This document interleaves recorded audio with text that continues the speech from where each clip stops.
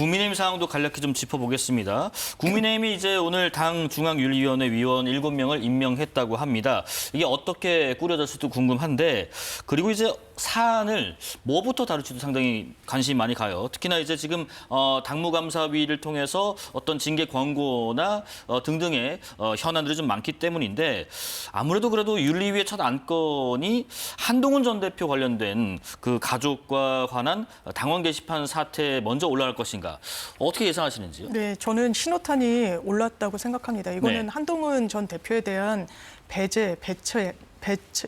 그리고 척결의 의지를 담았다고 생각해요. 한동훈 이른바 계에서는 중앙이 구성도 못할 거다. 아마 그런 자리를 수락할 수 없을 거다. 왜냐하면 그 의도가 너무 뻔하기 때문이다라고 큰 소리 쳤었습니다. 예. 그렇지만 장동혁 대표는 본인 길을 가는 거거든요. 어떻게 보면 무리하다라는 비판도 받았던 김종혁 전 최고에 대한 어떤 그 당원권 정지 2년. 그런데 본인이 인터뷰를 언론에서 몇 번 한 것으로도 2년이라는 중징계가 나왔는데, 한동훈 전 대표 가족들이 이 5개를 IP 2군데에서 한 1,400개 넘는 글을 집중적으로 썼다는 거 아닙니까?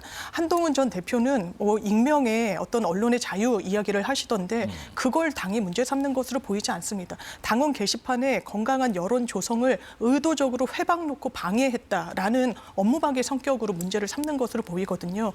그러면 이미 여기까지 왔을 때는 같이 갈 수 없다라는 내부 결단이 있었던 걸로 보이고, 사실 중앙위원장 교체도 여상원 전 위원장 같은 경우에도 언론을 통해 상당히 불만을 드러냈습니다. 어떻게 보면 지도부로서는 그런 위험, 리스크를 감내하면서 여기까지 왔는데, 여기서 그냥 봉합하고 통합하고 그냥 물에 물 탄 듯 넘어간다? 그럴 리가 없다라고 생각합니다. 여러 가지 지금 국민의힘 당내 현안들이 많은 가운데 지금 장동혁 대표가 이번 주 중에 쇄신안을 발표할 수 있다, 이런 보도도 좀 나오던데 어떤 내용이 나올지도 궁금하고요. 또 하나가 지금 오늘 김도읍 의원이 정책위의장직을 사퇴했더라고요. 이게 혹시 지방선거 출마랄지 아니면 다른 내부 갈등 때문인지, 왜 사퇴했는지 혹시 들으신 바가 있으실까요? 그 부분은 이제 김도읍 의장님께서 스스로 어떤 지방선거 출마라든지 이런 것과는 완전히 상관이 없다고 선을 그으신 부분이고요. 아무래도 이제 앞으로 장동혁 대표가 이제 쇄신안이나 이런 것들을 많이 발표하시면서 네. 어떻게 보면 조금 더 이제 확장적으로 이제 지지층들에게 소구하는 그런 메시지들을 많이 낼 것으로 보여지는데요. 일단 앞으로의 쇄신안은 장동혁 대표께서는 아무래도 인적 쇄신에 방점을 찍으실 것 같아요. 예. 결국은 지방선거를 앞두고 조금 감동 공천이라든지 새로운 영입이라든지 이런 부분을 통해서 인적 쇄신을 가장 중요하게 생각하시는 것 같습니다. 그래서 이와 관련된 인재영입위원회라든지 아니면 당 대표의 직속 특보단이라든지 이런 것들을 기구를 발족시키면서 조금 더 인재풀을 넓게 쓰시려는 그런 생각을 보관을 갖고 있는 것 같고요. 앞서 이명박 전 대통령이나 이런 분들과 또 이제 많이 이야기를 나누시면서 여러 가지 네. 통합이나 이런 부분들도 메시지를 전해 들으신 바가 있고요. 그래서 이제 앞으로는 결국은 이제 지방선거를 목표로 삼고 이제 달리는 그런 이제 형국인데요. 결국 저희는 그렇게 생각합니다. 지금 100만 책임 당원, 그러니까 장동혁 대표 체제가 들어오면서 약 20만 책임 당원이 늘었습니다. 최고의 어떤 책임 당원 체제로 지금 가고 있으면서 우리 당 안에서의 자강론, 우리 당의 정체성을 회복하는 일에 일단 방점을 찍고 그간 달려오셨고요.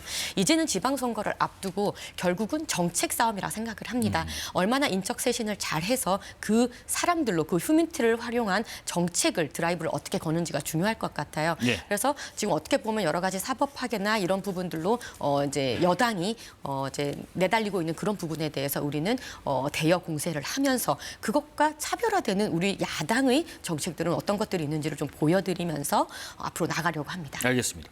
마지막으로 간략히요. 이해훈 기획예산처 장관 지명자 관련된 논란이 지금 폭언, 갑질 논란, 이어서 지금 부동산 투기 의혹까지 지금 불거졌다고 하는데, 국민의힘에서는 이게 지금 명백한 인사검증 실패다 하면서 자진 사퇴하라는 입장인 것 같고, 민주당에서는 지금 국민의힘 향해서 이거 제 얼굴에 침 뱉기 아니냐, 일단 청문회 과정까지 가봐야 한다는 것이 청와대와 또 여당의 입장인 것 같아요. 두 분 의견 간략히 좀 듣고 마무리하겠습니다. 장 대변인 먼저 들어볼까요? 사실 이해훈 후보자 같은 경우에는 국민의힘 그리고 그 전신 대법원심에서 5번 공천을 받으신 분입니다. 네. 그러니까 뭔가 부동산 투기니 뭔가 과거의 일에 대해서 의혹 제기를 할 때 국민의힘의 말에 힘이 실릴 리는 없는 상황인 거는 분명하고요. 다만 그럼에도 불구하고 이 영종도 땅, 이 인천공항과 한 16km 정도 떨어져 있다라고 합니다. 그 경위에 대해서는 구체적으로 그리고 자본의 어떤 그 매입 경위에 대해서도 설명을 드리겠다고 문제되지 않는다라고 후보자가 이야기를 하고 있으니까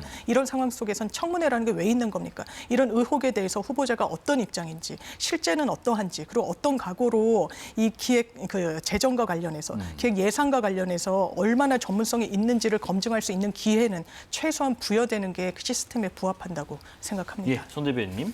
네, 국민의힘 출신이라고 해서 검증을 안 할 이유는 없죠. 지금 어쨌든 대한민국의 기획예산처 장관 자리를 두고 검증을 하는 것이기 때문에요. 당연히 더 높은 잣대, 더 혹독한 검증은 있을 수밖에 없습니다. 국민의힘 당협위원장의 검증과 대한민국의 기획예산처 장관의 검증은 또 다른 잣대가 있는 것이니까요.